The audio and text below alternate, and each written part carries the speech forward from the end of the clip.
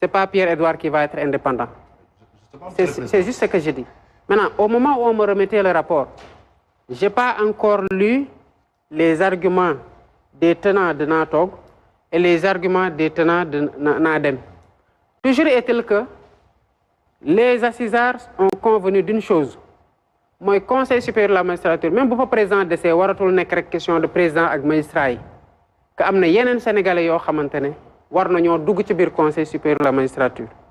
Et sous ce registre là, awma ci problème parce que def nako avec le COS Petrogaz, j'ai signé un décret la semaine dernière pour davantage ouvrir le COS Petrogaz. J'ai mis aujourd'hui des représentants de la communauté universitaire. J'ai mis des représentants des syndicats, des organisations syndicales. J'ai mis un représentant de l'Ordre national des experts du Sénégal. Et j'ai dit, parce que nous avons un représentant de l'opposition, j'ai dit, le candidat arrivé à la dernière élection, deuxième, voilà comment désigner. Et qui le parti ou la coalition de partis politiques qui est la mieux représentée à l'Assemblée nationale, plus le représentant de l'Assemblée nationale en tant que institution. Que le Conseil supérieur soit ouvert, il le sera. Avec ou sans moi, il le sera. Maintenant, décider de rester ou pas, j'attendrai de lire les arguments, parce que je venais de recevoir le rapport. Je ne l'ai pas encore lu, je n'ai pas encore vu les arguments de Nadem et les arguments de Togo. Mais ceux qui sont censés, dont mon départ est censé garantir leur indépendance, quand ils disent le président Togo, en toute froideur, en toute lucidité, avec le recul qu'il faut, je veux entendre ces arguments-là et voir le poids qu'ils donnent. Si c'est des arguments qui me convainquent, je resterai. Si c'est des arguments qui ne me convainquent pas, j'en partirai. C'est aussi simple que ça pour moi. Beaucoup d'observateurs, magistrats, Conseil supérieur de la magistrature, c'est pour mieux faire passer des doléances corporatistes. Et si c'est le cas, on donne sa position. Non, d'abord, je ne crois pas au corporatisme. Je n'ai jamais défendu le corporatisme. Je ne crois pas au corporatisme. Ensuite, pourquoi mais la démarche des assises? Est-ce que les magistrats Eric Lachouachtana? Non. Pourtant, les magistrats avaient écrit sur ce que devait être la justice. Mais j'ai appelé les journalistes, la convention des jeunes reporters a été invitée, les détenus, les ordres professionnels. Les membres des assises. Donc, je crois foncièrement que la justice étant rendue au nom du peuple est une affaire du peuple. Ce n'est pas une affaire du président de la République et des magistrats. Mais les magistrats étant des fonctionnaires doivent être affectés. Moi, je suis fonctionnaire, hein, si je n'étais pas passé président de la République, demain de loi à la direction générale des impôts et domaines. Et de 2014 où je suis, non, même pas 2014, 2007, 2023, le 14 avril à 22h, quel m'a donné décidé de ma affectation? Hein? C'était le ministre des Finances. Mais est-ce que terrain na moment li ma doon xalaat ci réew ma koy wax li ma war a taxawee ci biir impôt ma koy taxawee? Non. Je pense qu'il faut aller au-delà de ça parce que l'indépendance c'est pas par rapport à l'exécutif que c'est aussi à certains lobbies, à certaines forces organisées, au capital, à certains groupes de pression. Donc ne prenons pas l'ombre pour la proie. Quand il faut adresser cette question-là, nous devons le faire sans passion parce que cette réforme-là, elle doit viser la pérennité et se détacher des personnes qui sont ce n'est pas une réforme qu'on fait pour man. Même quand on dit le président de la République de Fawarades ou pas, si nous voyons Diomaye, le président, qui qu'il soit dans le futur, qui viendra, voilà ce qu'on fait pour qu'on ait la meilleure organisation. Déclaration de patrimoine, man loi la wax moy na ko déclarer té tank ko ma sax ci délai bo démé ci conseil le président de la République article 37 fait sa déclaration de patrimoine, le conseil constitutionnel la rend publique dara tank mo won pour ma def ko dans 3 mois dans nangam mais dama gis né puisque les autres membres du gouvernement dañ leen tank ci 3 mois c'est un délai raisonnable pour moi de faire ma déclaration de patrimoine. Si je l'ai fait, je ne suis pas le conseil constitutionnel qui fait partie de l'ordre judiciaire. Ils ont la latitude de la publier quand ils veulent.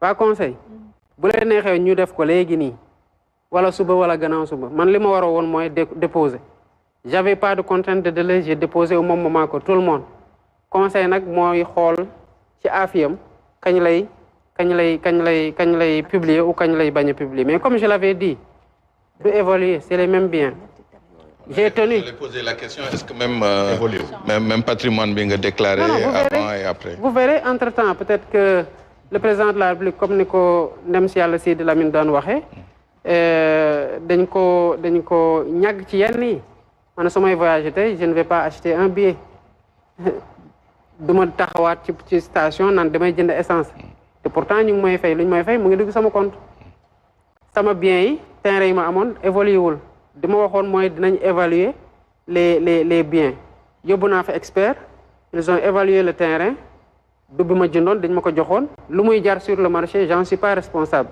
ça c'est la bulle immobilière li ma ci dugal ci sama xaalis pour tabax loolu man maa ko def vous verrez bu génnee vous verrez man je suis nickel.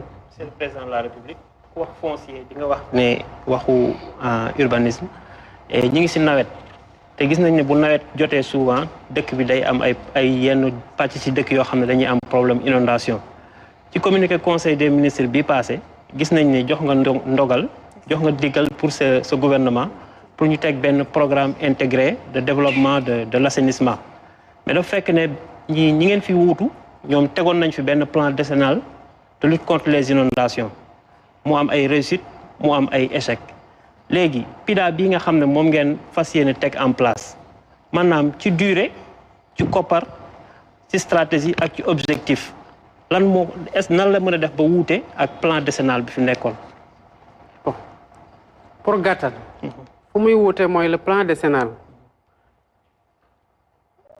am na pàcc boo xamante ne ça devait mobiliser ci biir plan bi 416 milliards environ si mes souvenirs sont bons. Ça a été engagé à hauteur de 98% ci fonds yi pourtant on est à un niveau de réalisation de 12%. kon xaalis bi ñu prévoiroon pour le plan décennal demul ci plan décennal kon bu ñuy defaat un autre plan li am solo mooy na xaalis bi dem fu ñu ko prévoir parce que bu nekkoon ne c'est 750 milliards dugaloon nañ ko ci fu ñu ko war a dugal kon on aurait eu moins de difficultés au moins la gestion orthodoxe des ressources côté boobu dina changer pour bañ a nekk gën a développer mu gën a xóot parce que dafa am li ma fàtte ci bi may répondre soxna Aram Sang dafa wax ci mbuurkat te ñëwaguma ci woon ak ci littoral bi j'ai reçu le rapport de mbuurkat tey le rapport du littoral aussi semaine prochaine dinaa ko jot le rapport de mbuurkat am na ay recommandations mais ci constat yi kese bu ñu la waxee ne que 9 personnes ci mbuurkat am nañu 1104 parcelles ça vous choque pas bu ñu leen waxee ne ci nouvelle ville de Thiès 34 personnes am nañ 16 186 parcelles ça ne vous choque pas